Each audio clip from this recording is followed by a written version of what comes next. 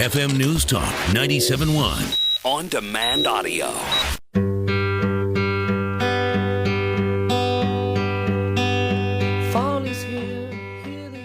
Talk lines are open now at 314-969-9797 or toll free at 866-455-9797. You're listening to The Dana Show. Through Grant Street. Cheers, too. The vice president's trip was part business, part fun, all about the re-election campaign. But as we followed him on to Stanwyck Street, that warm welcome turned cold. That's harsh. That's harsh. Joe Biden booed in Pittsburgh for St. Patrick's Day. 866-455-9797. Hang on those lines, and I'm going to get Tristan and Andy's call here coming up. But joining me on the line right now is presidential primary contender Rick Santorum, who is busy in Illinois because Illinois now looks as though that's the showdown state. Senator, thanks so much for joining me. And is that how your campaign is viewing Illinois today? Well, we're working hard here. We've started in Rockford and Dixon, and heading to. We're going to be ending up in Peoria tonight. So we're working hard, and we're getting great crowds. We were just in Dixon. I spoke in front of the Reagan statue there, and along the river, and we had about 1,500, 2,000 people. It was an amazing crowd, and really a lot of energy and enthusiasm. Hopefully, we'll be able to pull off a big upset here. Obviously, we're getting outspent by anywhere up to 10-1 on television and robocalls, but we feel like we've got the best message and the best messenger and the real conservative in the race, and let's see what the people of Illinois do. Well, and as I understand it, the last time you had a sweep in Alabama and Mississippi, weren't you outspent times 10?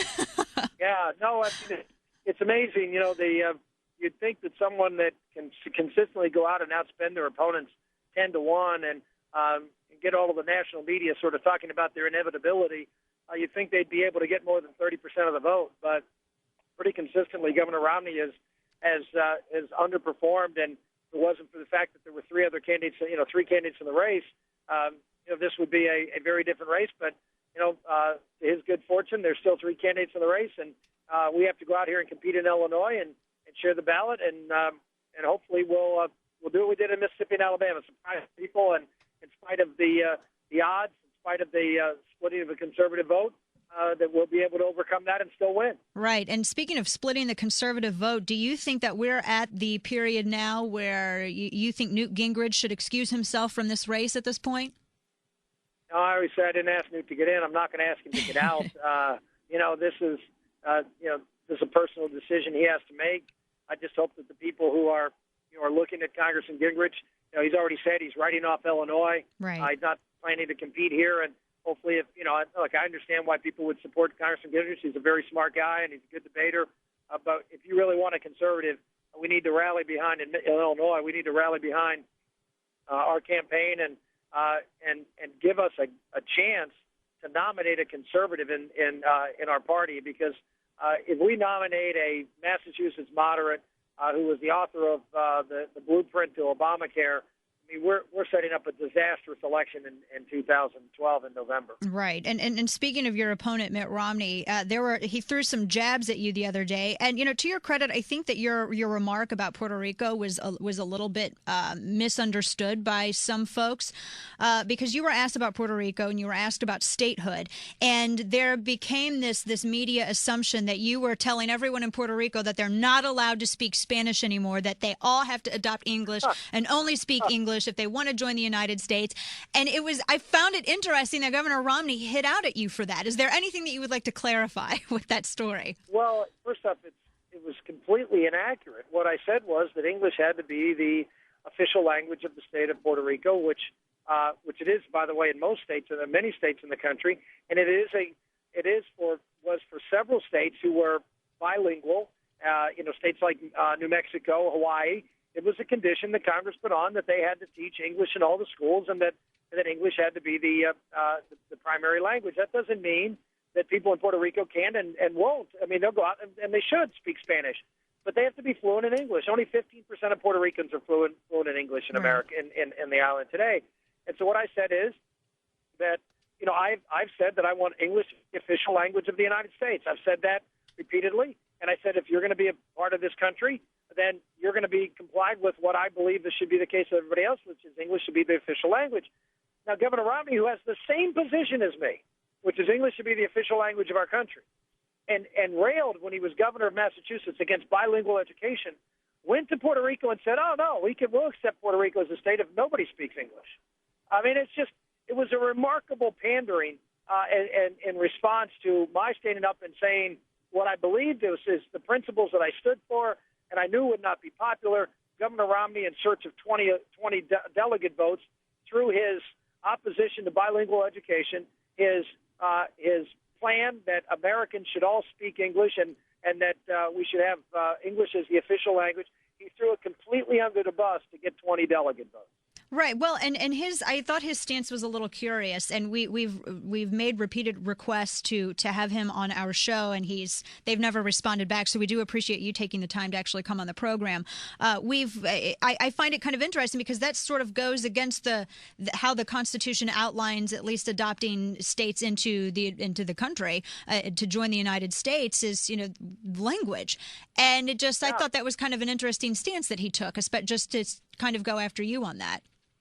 Well, I mean, he went after me because he saw political advantage in it, and he figured maybe nobody up here in the United States mainland would pay attention to all the things he's saying in Puerto Rico. Well, let me assure you, I was paying attention. We were being, castigated down there for daring to suggest that Puerto Ricans learn English in addition to Spanish. Right. And Governor Romney said, nope, you don't have to. In complete contradiction to his position here in the United States. Right. Turning the focus to the administration and President Obama, Kathleen Sebelius has been, she's in the St. Louis metro area today to discuss the health care law and the HHS mandate. Friday, right before a holiday weekend and March Madness, Kathleen Sebelius' department issued a statement saying that they're continuing and expanding the religious mandate in the Obamacare law. And their argument is that, well, no one can really object to it. We're not forcing anyone to actually pay for contraception, but I don't know where they think they're going to get the money, Senator Santorum, except from enrollees who pay premiums and co-pays. When you see stuff like this happening, and you see this mandate coming from the HHS and Kathleen Sebelius, this is, obviously going against the religious mandate is something that you have sparked or that you've discussed a lot. What is your reaction to this latest Friday quasi-docu-dump here? Well, it's typical of this administration on Friday afternoons to try to slip things by. Here's another example where they're saying now, colleges have to cover students with this in their health plans, not just employees. It's a broadening. It says as you know, most Catholic colleges, most large Catholic social service agencies are self-insured. Right. In other words, they take the risk of insurance. And so when the Obama administration says, the insurance companies will just pay this. Well, the insurance companies, and covering most of the people that we're talking about here, is the Catholic Church. I mean, is the Catholic institution itself. So it's no exemption. And even those who, purchase insurance from a insurance carrier, the insurance carrier is not going to pay for this. I mean, they're going to pass on the charge for this. This is a distinction without a difference.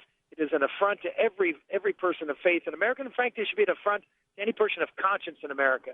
That the federal government says that you have to violate your conscience to do something you think is a grave moral wrong, and following the government's edict that you have to purchase something that you don't want to purchase is an affront to begin with. That, as you know, we're having a debate in the Supreme Court next week on whether the government can mandate anything. But to throw insult on top of injury, to now mandate things that people believe are a grave sin is an affront to the First Amendment that is unprecedented in at least 100 years in America.